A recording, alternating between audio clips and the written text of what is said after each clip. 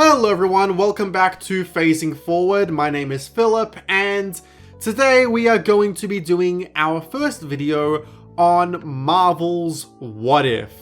This is a series that we've been really anticipating just because of just the entire concept and all the different possibilities that could come out of it, that could essentially come out of it. And it's one that I've been really excited about. It's one Zen's been really excited about. With that being said, Zen is of course joining me as always. How are you going today, Zen? Hello everybody, I'm Zenith Warrior Princess, the cutest of kittens, and welcome to What If. No, I am not a cat today. I'm still a bun. I'm still bunny, but I'm doing good. I've had a nice stream. I've had a nice day, and I have stuff that I want to talk about with this. Me too. This is a series that is really, really nice, and yeah, I highly enjoy it. It's a series that I feel like that's just like, it's not gonna, like, I'm gonna say this right now. We're probably not gonna, famous last words, I'm probably jinxing this, but like, you know, we're probably not gonna like go as in depth with these videos as probably like some other videos. I think one thing that may end up making them just as long as the other videos is that unlike with WandaVision, Falcon and Winter Soldier, Loki, where like we're talking about like one whole plot line, so we can kind of blur the lines between talking about like, say, like 2 episodes of those series. Because we're covering 2 episodes of What If in one video here, and every single episode is completely different, I'd say that, like, you know, there's probably a little bit more to talk about in that regard, but who knows, we'll just end up seeing. I don't think that these will be as long as the other Phasing Forward videos, but I've been burnt on that kind of thinking before, so we'll just have to end up seeing. But yeah, I've been really freaking anticipating this series. For one thing, I'm just a fan of animated stuff, and to see that, you know, we're getting an animated series from the MCU is just terrific. But you know, it's just, What If is just a terrific concept for you know, for Marvel comics in general. So just see that same mentality brought over to the MCU is just fantastic. Now, with that said, there are some issues with the premise that I didn't really think about until the first episode really came out. So yeah, we'll get into that as we talk about the first episode. But it's, you know, with all that said, it is still a concept that I think is something that, like, it's not something that I was even thinking like that the MCU would ever like even cover. But I'm so glad that they ended up like delving into it, because God, like, the amount of creativity that you can do with this kind of show is just, like, the possibilities are endless, essentially. So yeah, and I've been looking forward to this show. Like, it's been one of my most anticipated Phase 4 shows in general, like, alongside Miss Marvel and She-Hulk and some of the other ones. It's been one of the ones I've been like most looking forward to. But yeah, with that being said, why don't we jump into episode 1 with the first episode is titled "What If Captain Carter were the first Avenger?" So, what were your general thoughts on the episode, Zen? Well, before I even start, I think the first thing I should talk about is that my entire like thing about What If is I really didn't know what to expect. I've never really read any of the What If comics. I've heard about Marvel Zombies, and I saw a little bit of that, but you know, this is uncharted territory for me, so it's a little bit new, a little bit different. I wasn't entirely sure, so I wasn't quite as excited about this because I wasn't, you know, with Loki, I knew what to expect. It's gonna be chaos. With WandaVision, I kind of knew a little bit based on the trailers. With Falcon and the Winter Soldier, it's a very standard setup, so I knew what to expect. Here, I didn't. So I'm going in, I'm like, all right, first episode, let's see what it's all about. I was pleasantly surprised. I will go on record saying that the first episode's a little bit rushed. I think the problem that a lot of people have with it is that it really tries to redo the plot points of Captain America: The First Avenger. Now, I love Captain America: The First Avenger. Say what you will about the third act, and Phil said a lot, but I think it's a really great period piece. I think it's a wonderful movie. The problem is, you're trying to take this movie that's, I don't know, maybe 2 hours long and condense it into half an hour. And because they're following so much of the plot points of the original film, they didn't have enough room to breathe. And so I really do hope they follow up with this character. There were some really great deviations, really great things with the What If, but it was very safe. And I think they wanted to start off with something very safe because What If is a very out there concept. Anything can happen. And anything can happen. As Giffany would say. And, you know, I am all for chaos, but I know a lot of people, like Kat, want stability before going into chaos, and usually need some sort of status quo. In that sense, I think this episode's great. It's not perfect, but I think it does a great job of showing the different dynamics, because if Steve never got the serum, what would he be like? What would Carter be like on the serum? What would the differences be? And how would Howard Stark play into it? And there's some really great sequences that I like. Such as, like, when he's in rehab and he's like, okay, so how did the serum feel like? It's like, I don't really feel much different. And, you know, he starts becoming the new Iron Man because, you know, Howard Stark finds the Tesseract and uses it to create an Iron Man. And so he still fights no matter what. And it's very true to the characters. I think they did a great job of showing this is what the characters would be like if things were changed. And I think they did a great job with that. I like how the Red Skull unleashes the Kraken. I think that was very interesting. I like that Bucky survived. And I like the sequence with the airplanes where friggin' Captain Carter's riding on the back of Iron Man, jumps in and punches out a plane. Hydra Stomper. I think that's his name. I'm just calling him Iron Man because I don't like the name Hydra Stomper. I think it's stupid. It's friggin' Iron Man. It is Gen 1 Iron Man.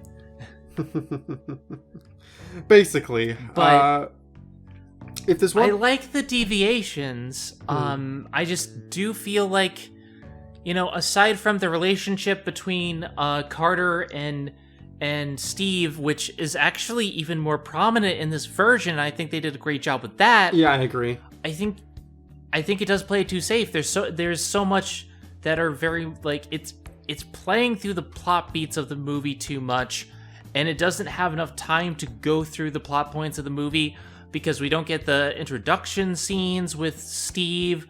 They expect you to know these characters already. Yeah, it's... and going into my thoughts on the episode, I thought it was fine, but I'd be lying if I said my opinion on the episode hasn't kind of gone down since it came out almost 2 weeks ago, because, you know, it's... From what I was expecting from What If, and like, you know, one change, you know, just splits the timeline, and like everything, you know, goes all bananas. It's like, you know, I don't know, it's just, it felt too close to the first Avenger. And I like the first Avenger. I think the first Avenger is a great film. It's like, it honestly would have probably been my favorite solo phase 1 film if it hadn't been for that third act, which I just didn't really care for. And also Bucky and Steve's relationship was just kind of fleshed out more.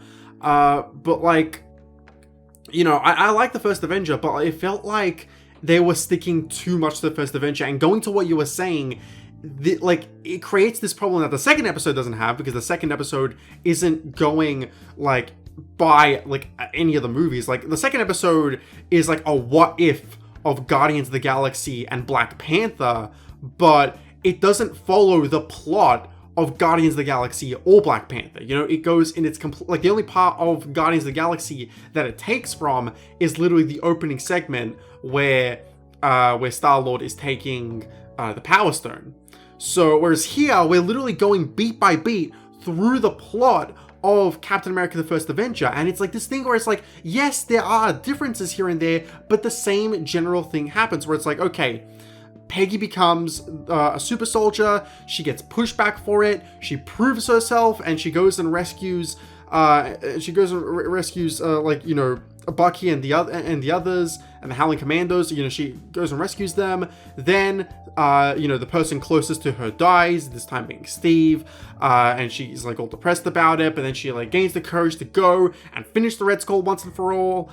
You know, only difference here is that like we reveal pretty quickly that Steve's actually alive, but then Peggy sacrifices herself, ends up in the modern day. It's all the plot beats from, it's all just plot beats from Captain America the First Avenger, even if things might be different. Like here, instead of, you know, crashing into the ice, she goes through like a freaking portal thanks to the Space Stone and ends up in the modern day. You know, that's, you know, even though like plot beats like that may change, and and also Red Skull in this timeline is not going to be going up and out of space on Vormir, because he just fucking got crunched by the Kraken. I really like that. Like he's all satisfied. Like, well, I am going to take this Kraken. It will be the new weapon, in my army. And then crunch. I thought that was a really good change. And like I said, when they do deviate from the actual plot of the movie, it's really good. Like, they have a lot of really great sequences, but they're short. I will like say the airplane stuff, and I will say I do like fighting back. What you were saying before, I really do like how we get to see more of Steve and Peggy's relationship, because like in the actual, that's actually one part I like better than the movie itself, because in the movie itself, while I do like Peggy and Steve's relationship, it always felt like, you know, it felt like we were just like wasting a bunch of time in the middle of the movie just on like, oh, you know, Steve, you know, there was another woman who was like flirting with Steve, and now Peggy's a little bit jealous of that, and yada yada yada, and like felt like we were just wasting a bunch of time on that. Whereas here, I love the scene where like they're just having a drink with each other, and Peggy's like, "You're my hero, Steve. I mean, you're a hero," and like I just love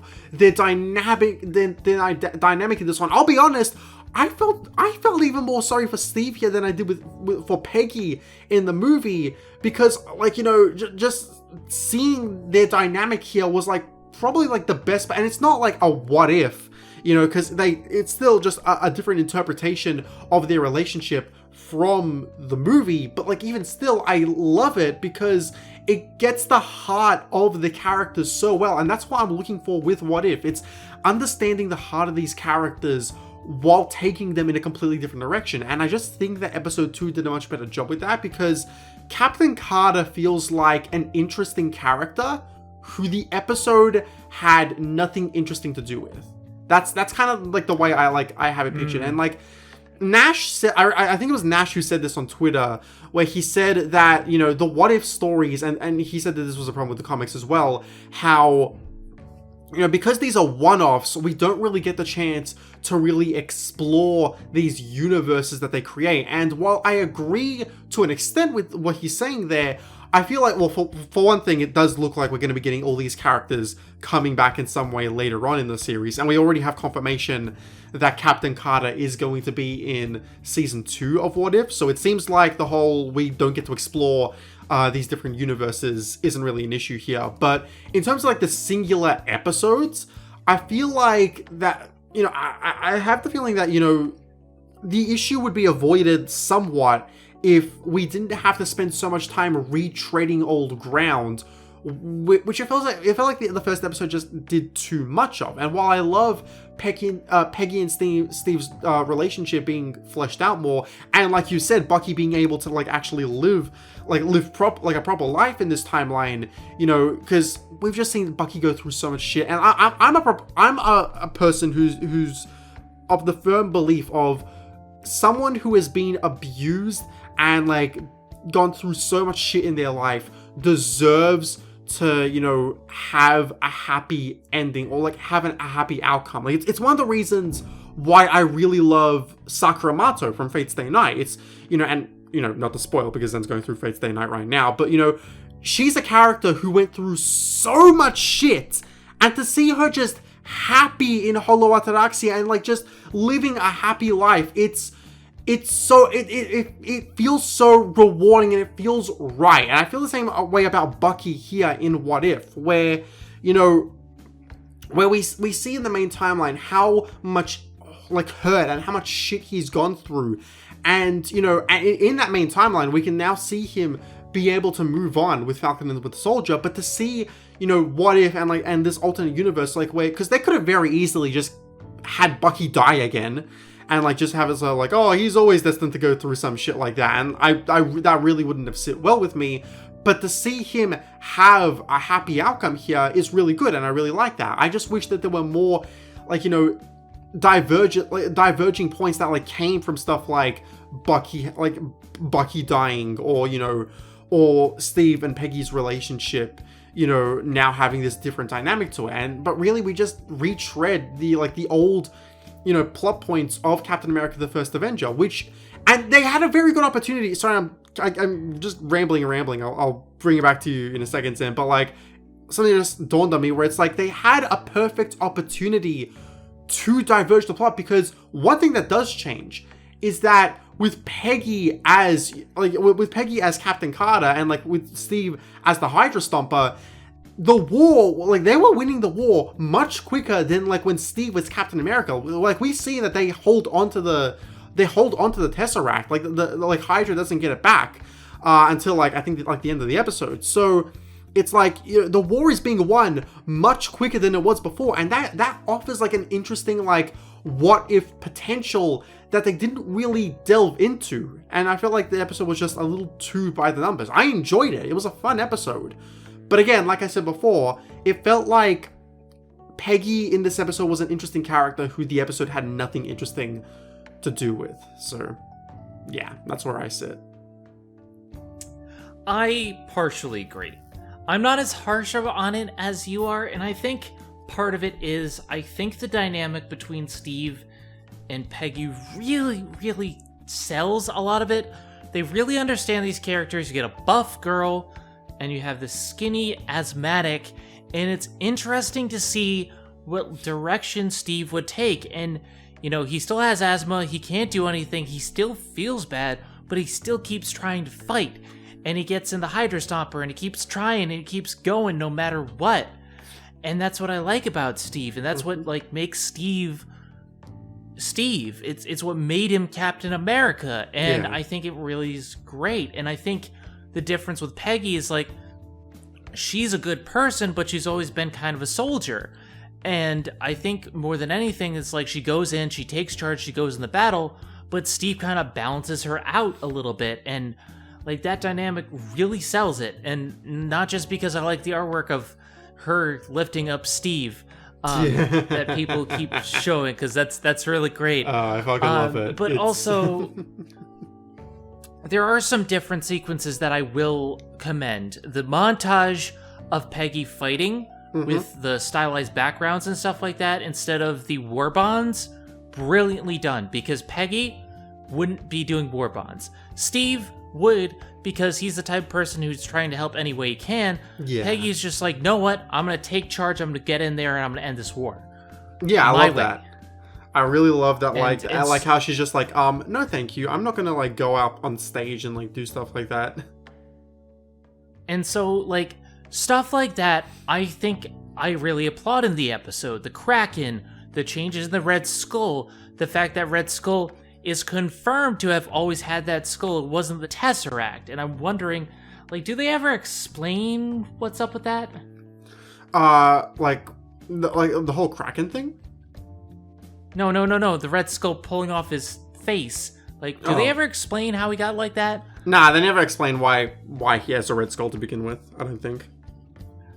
Because, like, I'm interested to know, because this version, like, I initially thought it was exposure to the Tesseract, because, like, you know, there were certain things that he had the normal face, and then he went in and he got the Tesseract and the Odin Vault, and then he pulled off his mask, and I was thinking that maybe it was experimentation, but now this confirms that it wasn't, and so it adds new layers to these characters.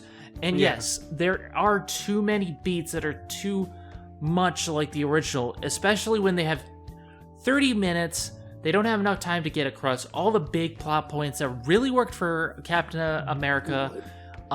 What it really, you know, I was gonna say what it really like, because it's not just like that you're just like retreading like old ground. It's also the fact that it kills the pacing, not just of like all the scenes put together, but like the actual scenes themselves. Like I was like watching it, and in my mind I was like, I'm sorry, is this going like a little too fast? Like, because a character would speak and then another character would speak after that, and like the character would respond right away, and it's like, okay, guys, slow down. Like, it's like, slow down. Like, you're having a conversation. Like, you don't need to like just constantly like freaking repeat after each other. It's like it kind of kills the pacing. Rushed. Yeah, it does feel very rushed, and it feels.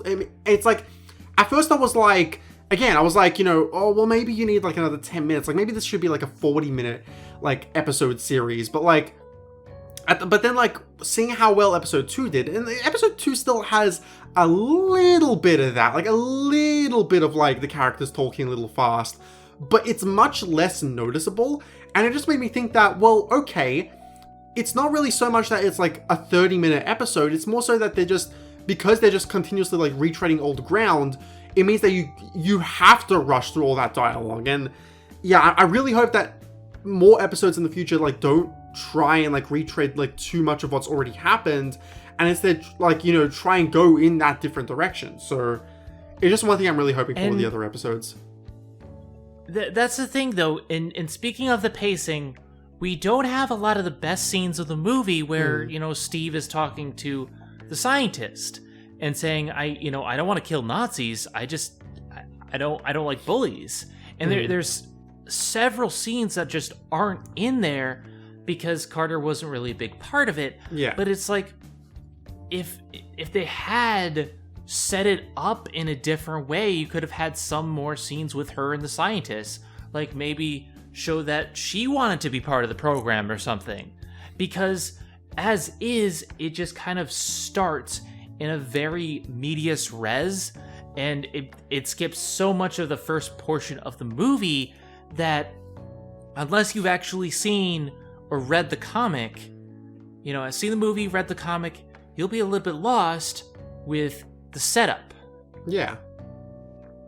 And so you're already rushing to get to this point, and then you're rushing through a lot of these big scenes. You're rushing through some of the big set action pieces. And I feel like what worked about the movie is they gave us time to breathe and take in what these words meant, what the super soldier serum meant. And I feel like that bit is lost. It's a good episode. I think the animation is great. I think the voice acting, the character work is great. I just think the pacing is what kills a lot of it. And I don't think it's a bad episode. I just think if they had allowed it to breathe a little bit more, it could have been great. You know what I'm saying? Yeah, it could have been a fantastic episode that at the end of the day is just alright. It's alright. I think it's a fine episode to start the series off. It's just that, you know, it did make me like a little bit worried going forward. I was like, okay, are all the other episodes gonna have bad pacing? Are all the other episodes gonna, you know, just not deviate from the movies all that much? Are all the other episodes gonna have really interesting ideas that they just don't do anything with? But luckily, if you're happy to jump into episode 2, I think that the second episode really changed things up for the better, because holy hell, episode 2 was so fucking good. I have to agree. Here's the thing about episode 2, and I think what episode 1 should have done a little bit more, I think they played it too safe with episode 1. I think episode 2 completely changes so much of what happens in Guardians of the Galaxy, but if you're a fan of the movies, you'll recognize the changes, and you'll see how things diverge. But it's still, even if you haven't seen it, a full story from start to finish about these characters. Yeah. And that is what separates it. Yeah, episode 2 is, of course, the one everyone's been waiting for. What if what if T'Challa was Star-Lord? Or, I'm sorry, what if T'Challa was a Star-Lord? So apparently there exist multiple Star-Lords in the universe. Okay. Yeah, so this is an episode everyone's been waiting for a hell of a long time, or more accurately, a year, because, you know, it was confirmed that Chadwick Boseman had recorded his lines for T'Challa for What If before his passing, and it has also been confirmed that past this episode, Chadwick is also going to be reprising T'Challa in an additional 3 episodes. I don't think all 3 of those episodes are going to be him as like T'Challa as Star-Lord. I think that because one of them is also like we already know one of the episodes is also like what if Killmonger had saved Tony in Iron Man 1. So I'm more than positive that, you know, T'Challa's gonna be in that episode just as himself. But like we also do know that like T'Challa Star-Lord is going to pop up like sometime later as well, you know, but just by like going off of the trailers. So but this episode on its own is like basically just one big tribute to Chadwick Boseman, seeing how it is like all focused around T'Challa. And when I was thinking, like, and when I was getting excited for What If and like the possibilities that we could see from this series, this episode was everything that I was hoping for. This episode was essentially like, it took like this one small change and like it ran with it, and we get something completely different from the movies, you know, because essentially T'Challa as Star-Lord is just a completely different beast than Peter Quill. And I love Peter Quill, you know, in the Guardians movies, but I love him primarily because he's a loser. He is just one big man-child, and like, and that story still hasn't concluded. You know, it would have concluded in Infinity War if Thanos hadn't robbed Peter from reaching the conclusion of his arc.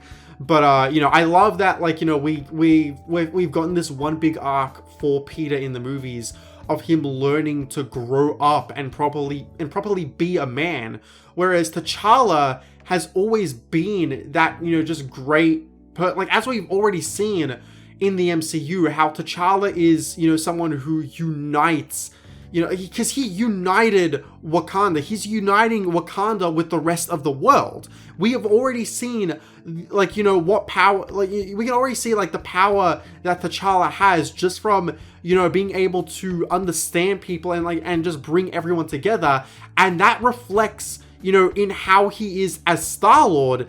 You know, especially how we've seen, like, how he's been able to, like, change the Ravagers for the better, or at least Yondu's side of the Ravagers for the better. And I saw people saying, like, okay, well then why didn't Yondu, after they got the wrong kid, why didn't they just go and, like, get Peter Quill anyway? And it's like, well, maybe they didn't do it because, like, you know, because T'Challa was able to, like, because, like, as we saw in the episode itself, Yondu was, like, enthralled by the fact that T'Challa wasn't freaked out by being taken on this alien spacecraft, and, like, and he saw an opportunity to show this kid the world. And, like, and besides, from what we gathered from the Guardians of the Galaxy movies anyway, like, we know, because, like, they picked up Peter Quill and they were gonna go deliver him to Ego, but we know that, like, Yondu received bad, like, or got caught wind of Ego being, like, a monstrous piece of shit. So that must have happened, like, really quickly, because they must have, like, been going to deliver him to Ego, like, right away. So so because of that, I'm under the impression that the reason why they didn't just go and get Peter Quill anyway was because in between picking up T'Challa and going to get Peter, Yondu caught wind of, like, Ego and, like, what he was doing. So yeah, that I think explains that. But then, you know, going beyond that, to just see, like, you know, T'Challa and, like, the influence he had on the galaxy. And I saw some people also complaining about that there have been a few people who have taking issue with the episode. Some fair criticisms, some iffy ones in my opinion. But, you know, it's one of the one that I saw was essentially, you know, that, you know, oh, so T'Challa just brought peace to the galaxy just like that. And no, because we saw, you know, obviously the Collector, you know, rose to power, so, like, no one was there to, like, stop him from doing so. We saw that like Asgard must have like gone through some shit because he now has Hela's crown. Cap must have fucking died because he now has Captain America's shield. You know, so the galaxy is not at peace. It's just that certain parts of the galaxy that we know weren't that we know led to like bad things in the movies or had gone to bad places in the movies have now been, you know, been sorted out in a more peaceful manner. Like Drax's home world was you know, saved by T'Challa. The Ravagers were able to, you know, go straight and lead a better path. Fucking Thanos in the biggest what the fuck of the episode. Thanos was able to go straight. That was amazing. I fucking love that. And I saw some people being like, we'll go more into that actually like later on, because like there's some people who were complaining about like basically the power scaling of that whole situation. But I also do know some people were like, found it a little hard to believe that Thanos, the big bad of the Infinity Saga, was now suddenly like, oh yeah, you know, I'm a big enough man to know like when I've, you know, to know when I'm wrong, and like he's just being all buddy with the Ravengers. And I don't know, like I like that because, you know, it's just one of those aspects of, you know, what if, and it's like I feel like this, like they, from the way they presented, they probably got to Thanos early enough to where he hadn't done as much damage as he could have done, like as we see in the movies, and we see that with Nebula, because Nebula like looks, you know, mostly normal. Like her eye is still a little fucked up, but otherwise she mostly looks, you know, like a normal. I can't actually remember what her species is, if they even say what her species is in the movies, but like she's not like cybernetic like she is in the movies. So yeah, I don't know, I really love that change, but I've been talking too much. What about you, Zen? Okay, I think the first thing that I love about this change is that they're two different people taken at two different points of their lives. Peter was taken right after his mother died, at the lowest point of his life, and I think that really affected him for the worst, where he didn't have anyone, and he was taken away, and he was never allowed the chance to grow up. Whereas T'Challa chose to leave.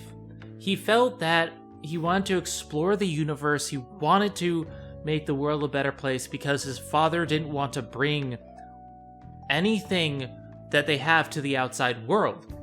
And it fits so well with Black Panther because we see later is like, he's seen the injustices of the world, and he's seen that they're not so easily fixed. And so his father is more jaded and less optimistic. But he's just like, you know what? We have to at least try.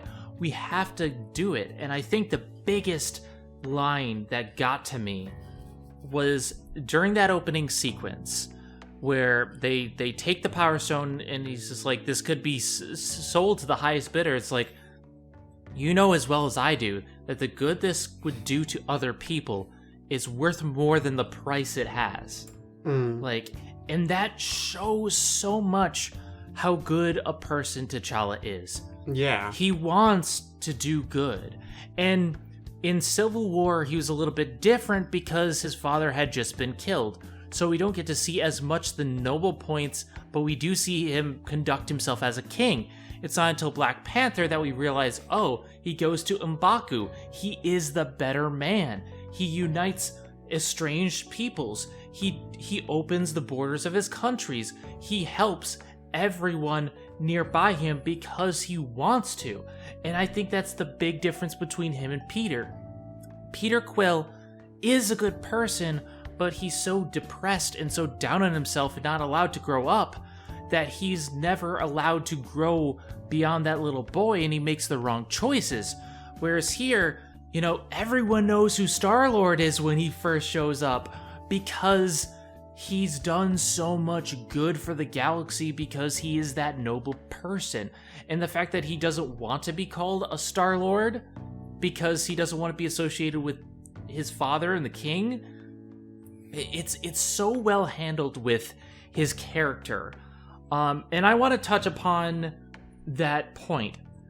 He makes ripples in the galaxy because he's actively going out to change it. Yeah. He's not an outlaw in the sense that he doesn't steal for a profit.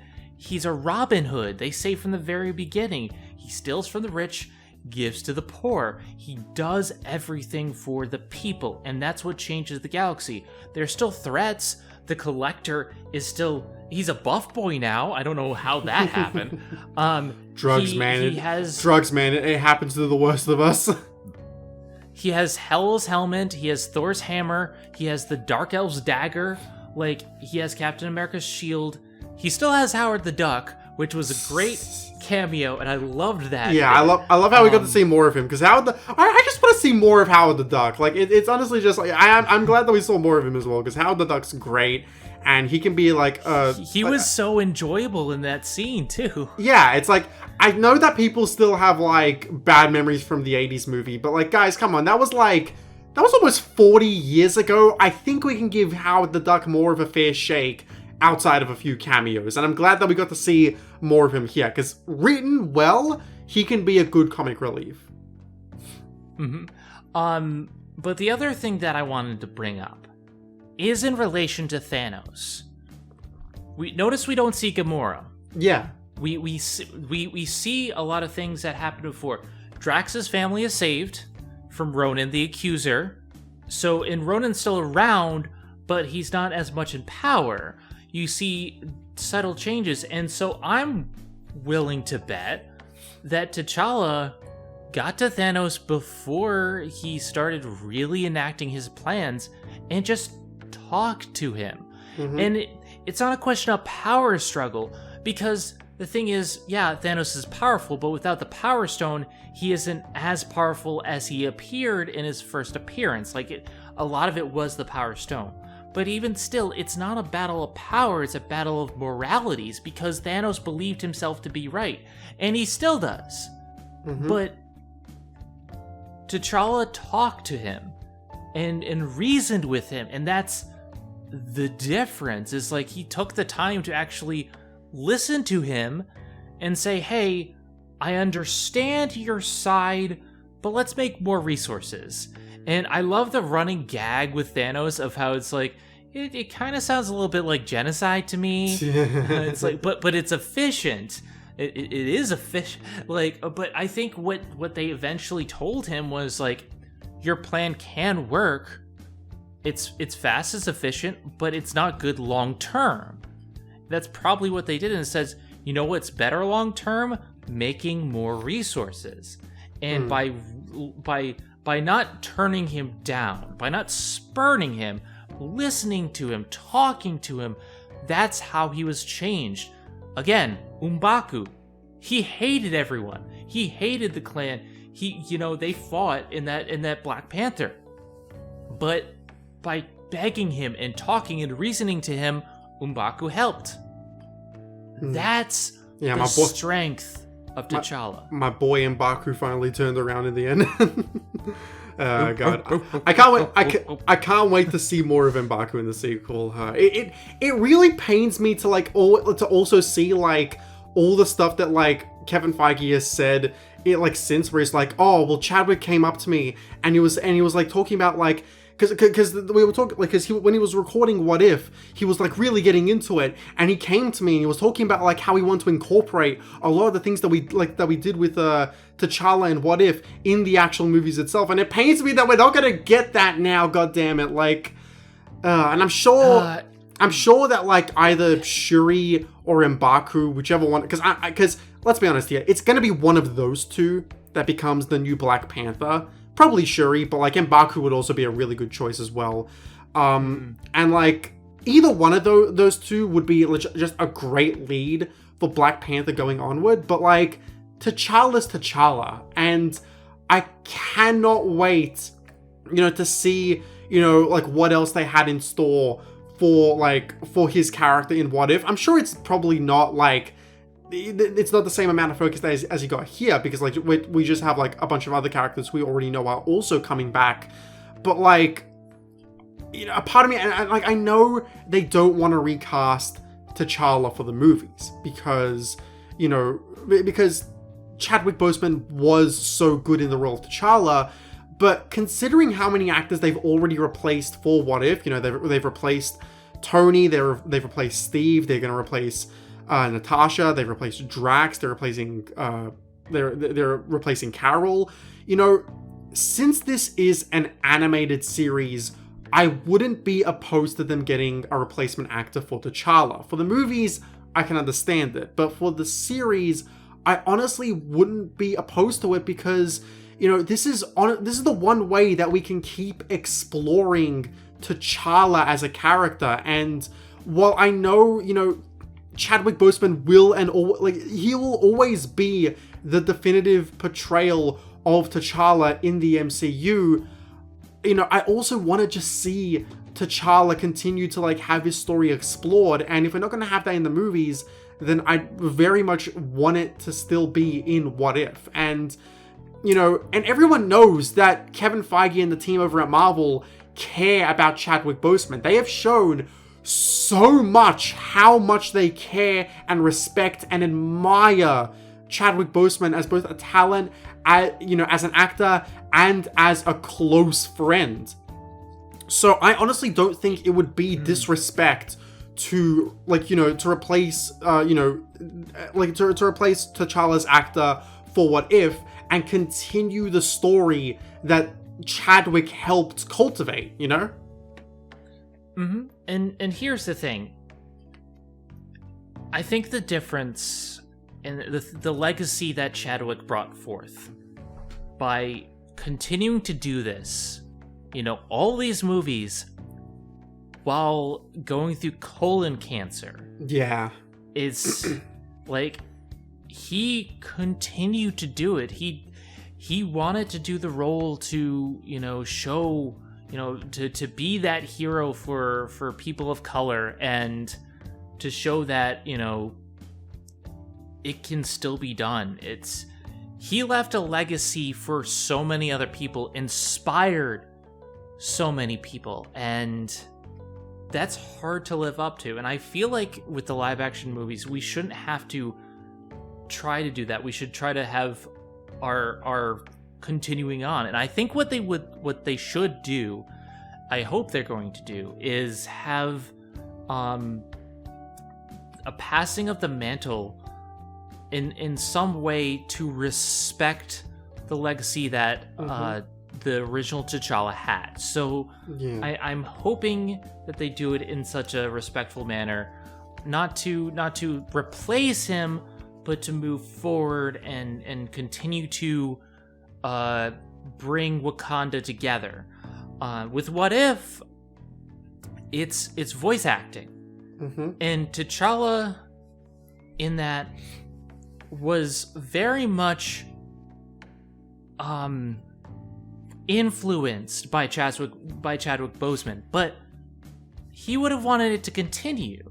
He's the one who wanted this to keep going and wanted to bring this to the screen. Otherwise, if I was going through cancer, I would have taken time off, but he didn't. And that's the thing. I feel like he would want this to keep going. Yeah, not many people knew that he had cancer to begin with, which is the scary thing. Like, everyone was so shocked when it happened because no one knew that he was going. Like, not many people knew that he was going through it to begin with. That's just how much dedication he kept wanted it to, like, secret, and a lot of people were just like, "Why is he looking weird?" And I'm just like, "Well, you don't know what people are going through. You really don't." And he wanted to be strong because he had to be the king. He was the king. And so, you know, that's why he had to keep that going. And I very much, you know, celebrities you can never truly know. But Chadwick is one of those ones that you could get a feel, kind of like Robin Williams. You can get a feel for them just by watching them interact with people. And he always just had this energy about him, like he wanted to do good in the world. But that's what this episode kind of does for me. It showcases so much of what T'Challa brought, but what Chadwick brought. And what got me the most was that, you know, Yondu's still a father figure. And they have their differences. But at the end of the day, he's like, T'Challa, your place is wherever you want to be. You're worthy of anyone. And yeah, it's very much a tribute to who Chadwick was. Yeah, it's very much a tribute, and it's very much in line with who T'Challa is, even as a character, and that's why I love it so much. It takes the spirit, because it's a wildly different take than we've already seen in the MCU, but it's still keeping true to the character. And I love that they show T'Challa going back to his home at the end there. I love that Yondu's still alive. I love just seeing Yondu again. Yondu's one of my favorite MCU characters, and but I also get while I wanted to see more of him, his death in Guardians 2 was absolutely the right call for that story, and it's one of the main reasons why I love that movie, which is a discussion for another time. This episode is so good, and I'm also not 100% convinced that we're done with this side of the multiverse, because we get that cliffhanger at the end of Peter Quill working in a restaurant, and he just turns around, it's oh, we're closed, and he sees Ego, his dad, and nothing's here to stop Ego now. No, nothing's in the way to stop Ego now. So, I'm very interested to see if we're gonna actually get a follow-up to that. I would love to get a follow-up to that. That would be so good. But yeah, it's just some miscellaneous stuff to talk about with this episode. I loved the cameo from Drax. I loved a lot of the cameos in this episode. I love Korath's whole because in the movies he's just the stoic, oh yeah, I'm a member of the Kree, the Kree army, and yada yada. He's basically a nothing character.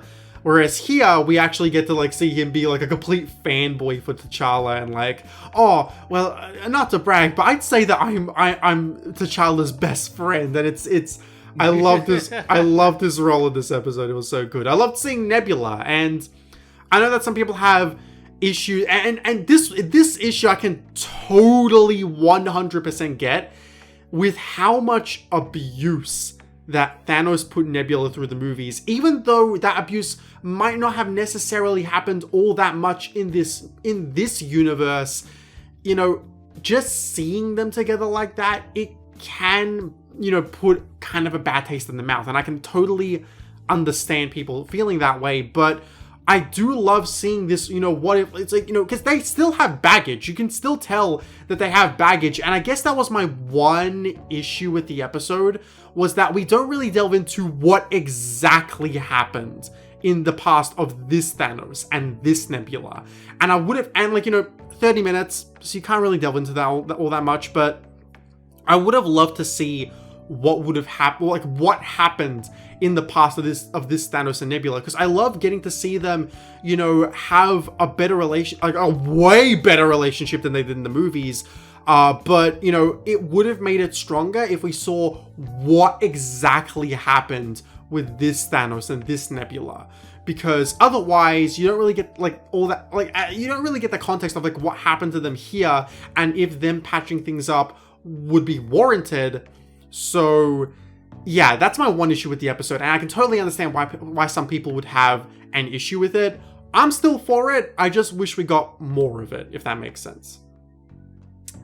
I mean, we got a little bit more than the movies if you think about it, because in the movies we see bits and pieces here, but he keeps saying, oh, I've had to make sacrifices to get to this place, and you get the feeling in the movies that he's done a lot of bad things because of his conviction, but here he was changed and he didn't get to that point. So I feel like there's room for him to grow and improve, and maybe in the future run we'll see, but I honestly feel like we get more character from Thanos and Nebula than in the movies. I wouldn't go that far, but I would say that what we get here is a good supplement to the movies. It's a good, as the title of the series suggests, what if. I don't think that we necessarily get more development here than in the movies, because I think in the movies we don't really need much more than the fact that we see Thanos literally breaking apart his daughter in Infinity War, and just Nebula's appearance in general shows what the amount what abuse Thanos has done to his own daughter. So I just So I don't think we necessarily like needed too much more in the movies, but I do agree that like what we got here was a good supplement to the movies and a good what if to their story. So yeah, that's one aspect I really love about the episode. I'm starting to notice here that like, yeah, these really are going much faster than like the other MCU shows, because like these are like just because we don't have to worry about like an overarching story and where certain characters are going and needing to like talk about every single character in like that like big amount, like that huge amount of like depth. You know, we don't really have to like dive in as much. I mean, they're very singular episodes, but I think there's a weakness and a strength to that, and I think it shows in the very first episode. The weakness is that it didn't go far enough with the concept, where with this, I didn't know where it was heading. Yeah. And it ended up being a fun heist film, and like the double cross or triple cross with Nebula like caught me off guard. And they did a really great job of making it into kind of a heist movie. And one thing I do want to bring up. One thing I did want to bring up about to the end. Yeah, one thing I did want to bring up with Thanos was that some people were also kind of miffed that like this guy who literally like bodies the Hulk and like just decimated like that entire Asgardian fleet at the start of the movie, like at the start of Infinity War, without even using like an Infinity Stone. And no, he didn't use the Power Stone against Hulk. He was, you know, just using his, because otherwise we would be seeing the Power Stone literally glow. He wasn't using it. He was just going. He was using the Power Stone. He was. But he wasn't. Like, he was just going off. But then, like, because then we also see him like absolutely like taking the fight to freaking the main trio in Endgame. Like, and that's also without any like Infinity Stones. So it's like, but like people take that and they're disappointed, and we're disappointed that like in this episode that like Thanos is just easily getting like his ass kicked by the Dark Order. But like also my counter to that is that the Dark Order are, like themselves aren't like weak, like they are, you know, really like they are a really powerful force. And like if they gang up on Thanos like they did, I honestly don't think that, you know, like that it's too unreasonable to think that like Thanos would be having a bit of a difficult time. My thing is, the Dark Order followed him because they believed in his cause. We don't really get to see their strengths against his, and yeah, the Brute is probably just as strong as he is. But again, I think he used the Power Stone, and that's how he was able to beat the Hulk. That makes more sense to me. But even still, Thanos is an alien. The Dark Order are also aliens. Like, it's not like he's not a cosmic god or a cosmic being. He's just a really powerful alien.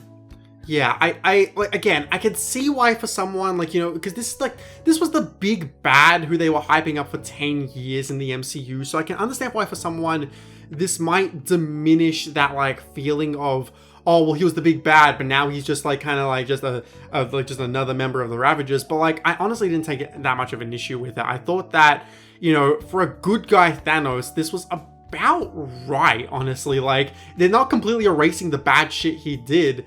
It's more so just, you know, show, because he's also not 100% a good guy. He's a Ravager, and Ravagers are, again, Robin Hoods.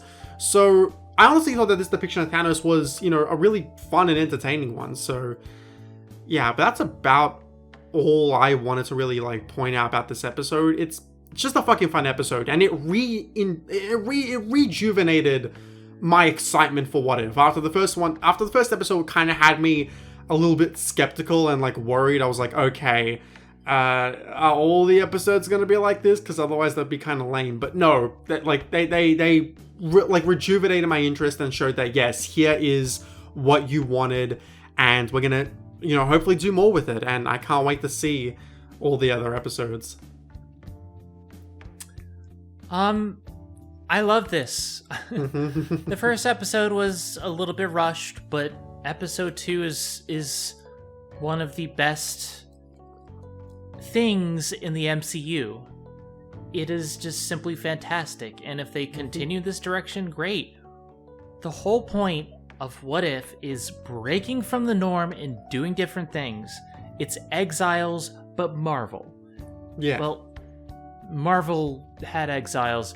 It's Exiles for the MCU, but without the serialization. But I think what they're doing here that works really well is that we don't know these characters anymore. We know some of their history, and they might have some similar backstory, but now they're completely different people. And that's why I'm still okay with Thanos, is because the timeline has radically altered. Things aren't the way they were before. And, you know, seeing a Steve that is still asthmatic illustrates that point. He's not Captain America anymore. You know, it's a very different universe. And one thing that Exiles did right is that Exiles showed from the very beginning an evil Professor Xavier to show that, you know, these are different timelines, different realities. And the Watcher's just observing it. And I think that's the strength here. Yeah. Its weakness is how similar it can be to the source material, but its strength is how did they break away. And in episode 2, the stuff that they do with it, I was laughing my ass off. I was having a good time. I love the jokes. I love the action and the heart. It had so much heart. Yeah. So I think episode 2 is fantastic. Episode 1 is good, could have been great, but it's a little bit rushed. Yeah, and The Watcher's just been like a great narrator for the series so far, and I honestly just can't wait to see more of it. It's like, I know at this point it might be repetitious, like to go like, oh, I can't wait to see more of these MCU shows. It feels like we say that for every series, but what can I say? Phase 4 is doing great, but. There's been some missteps here or there, but honestly, this is some of the best MCU Black Widow. seen. Black Widow. We'll get to that soon enough. There's no such thing as Black Widow. There is no such thing as Black Widow. But with that being said, guys, thanks for joining us. We went under an hour. That's the first time in a fucking while that we've gone under an hour. Hooray! But with that being said, guys, thank you all for watching this. If you liked it, please give us a like. Go subscribe to Zen's channels. Go subscribe to mine if you haven't already. And can't wait to do more What If episodes. Next time will, of course, be episodes 3 and 4 in about 2 weeks. I also know that me and Michelle have kind of slacked in the backlog. Me and her both had stuff just going on, and we haven't necessarily been able to just sit down and watch Mighty Ducks The Game Changers. So that should be coming soon. That should hopefully be coming soon. But with that being said, we'll catch you guys in about 2-ish weeks for episodes 3 and 4 of What If. So with that being said, I'm Philip. I'm Zenith Warrior Princess, the cutest of buns. And we will catch you guys next time for some more Phasing Forward. Take care, everybody. Bye-bye.